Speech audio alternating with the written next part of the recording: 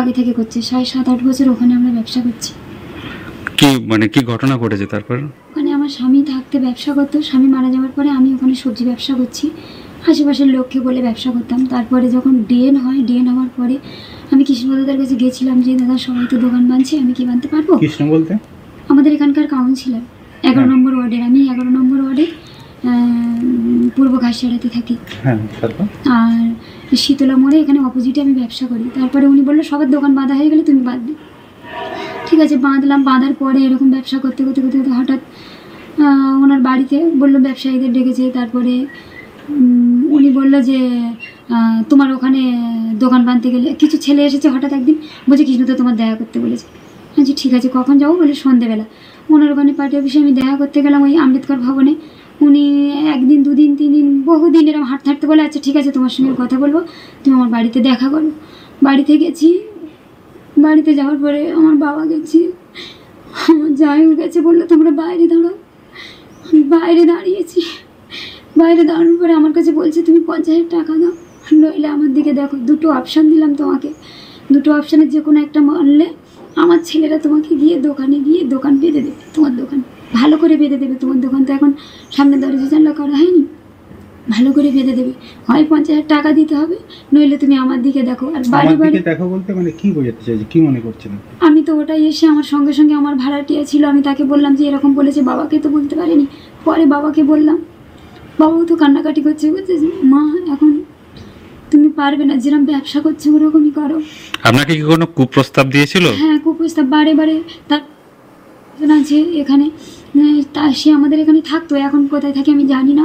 তো উনি একদিন হঠাৎ আমার দোকানে এসে সিগারেট খাচ্ছে আর বলছে এই সন্তোষিনীর দরকার আছে, কৃষ্ণদা পাঠিয়েছে। আমি বলছি কী দরকার? বলে তোর কাছে এই ব্যাপার। তখন বললো যে এরকম 50,000 টাকা চেয়েছিল, তুই অত না পারিস 45 তো অন্তত মিনিমাম দে লোন করে। আমি বললাম দিদি আমি সত্যি ওনাকে টাকা দেবো বলে রেডি হয়েছিলাম, তারপরে আমি লোন নিতে গেছি, আমাকে কেউ লোন দেয়নি। আমাকে বলছে যে না স্বামী নেই, স্বামী ছাড়া লোন দেওয়া যাবে না। তা বলছে তাহলে কৃষ্ণদার প্রস্তাবে তোমার রাজি হতে হবে, কিছু করার নেই, তুই ঘরে বসে ইনকাম করবি, তুই কেন ফুটে বসবি এত অল্প বয়সে, 25 বছর 26 বছর বয়সে তুই কেন রাস্তায় বসবি? তোর এত ছোটোবেলায় স্বামী মরে গেছে, তুই ঘরে বসে ইনকাম কর। কৃষ্ণদা যা বলছে শোন, কোনো অসুবিধা হবে না। নমস্কার বন্ধুরা, আমার নাম ধ্রুবজ্যোতি সরকার। হয় তোলা নহলে শারীরিক সম্পর্ক। বিধবা মহিলার কাছে 50,000 টাকা দাবি, না দিলে কুপ্রস্তাবের অভিযোগ তৃণমূল কাউন্সিলরের বিরুদ্ধে। কাদা ছেটানোর চেষ্টা, রাজনৈতিক উদ্দেশ্যে ফাঁসানোর চেষ্টা দাবি অভিযুক্তের। ঘটনাটি রাজপুর সোনারপুর পুরসভার 11 নম্বর ওয়ার্ডের। বিজেপির অভিযোগ, অভিযুক্ত তৃণমূল নেতা হওয়ায় তার বিরুদ্ধে ব্যবস্থা নিচ্ছে না পুলিশ। অভিযোগ তৃণমূল কাউন্সিলর কৃষ্ণপদ মণ্ডল তার কাছে 50,000 টাকা দাবি করেন, না দিলে কুপ্রস্তাব দেন। সব জানিয়ে সোনারপুর থানায় লিখিত অভিযোগ দায়ের করেছেন সেই মহিলা। মহিলাটিকে আমি জানি না, চিনি না। আমার কাছে কবে এসেছিল তাও আমার মনে নেই, কেন আমার অফিসে এবং বাড়িতে প্রতিদিন লোকজন আসে, প্রচুর আসে।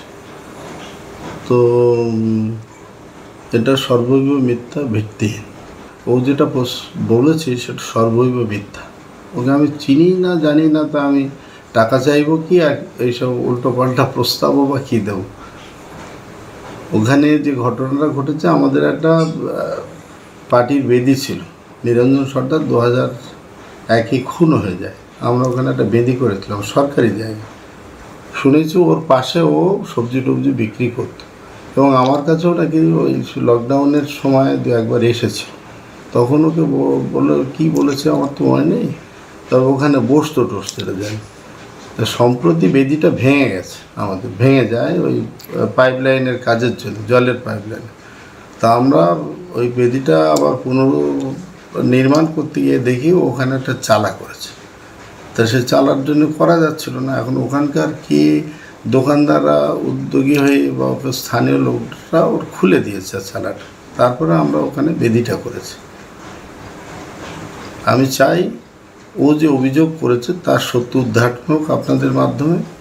রাজপুর সোনারপুর মিউনিসিপ্যালিটির 11 নম্বর ওয়ার্ডের তৃণমূলের কাউন্সিলর কৃষ্ণপদ মণ্ডল তার লোকজন গিয়ে সেই দোকানঘরটা ভেঙে দেয়, এবং ওই মহিলা যখন কাউন্সিলরের সঙ্গে দেখা করতে যায়, উনি ওই কাউন্সিলর ওই মহিলার কাছ থেকে 50,000 টাকা চায়, না দিতে পারলে কুপ্রস্তাব দেয়।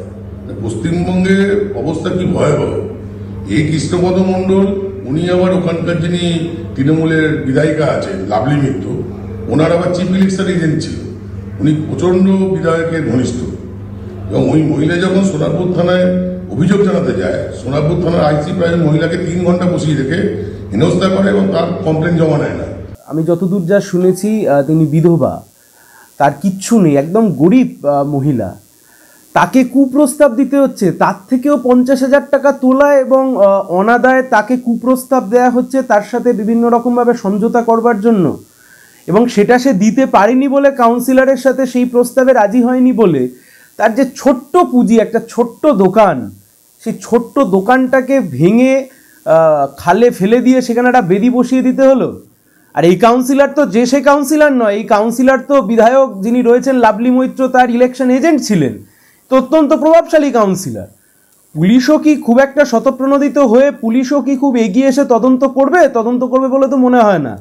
তার কারণ বিধায়কের আশীর্বাদের হাত মাথায় রয়েছে, স্বাভাবিকভাবেই কাউন্সিলরের যা মন চাইছে তাই করছে। বন্ধুরা, ভিডিওটি ভালো লাগলে দয়া করে লাইক শেয়ার করে দেবেন, আমাদের পেজটা ফলো করে নেবেন, আর আপনার মতামত কমেন্ট করে অবশ্যই জানান। ধন্যবাদ।